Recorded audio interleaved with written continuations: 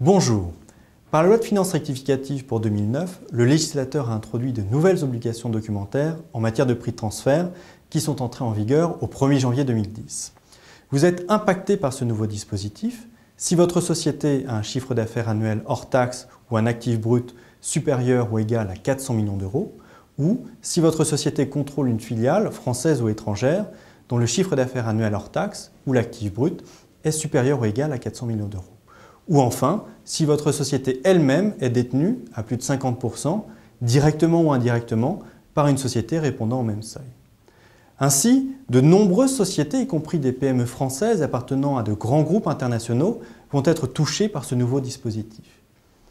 D'un point de vue pratique, pour ces sociétés, il faudra désormais être en mesure de fournir aux vérificateurs une documentation précise comprenant d'une part des informations générales sur le groupe, décrivant les transactions entre les sociétés du groupe et la politique de prix de transfert appliquée, et d'autre part des informations spécifiques à la société considérée, expliquant son activité et justifiant sur cette base la méthode de prix de transfert choisie.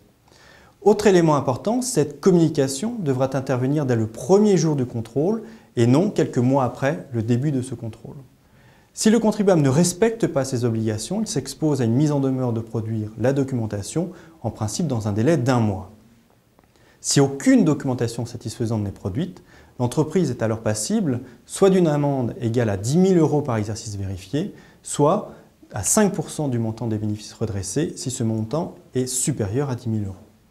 Pour préparer cette documentation, il conviendra donc d'une part de recenser l'ensemble des flux intragroupes, d'autre part d'élaborer une documentation générique utilisable par la majorité des sociétés et enfin intégrer la mise à jour de cette documentation dans les procédures de contrôle interne.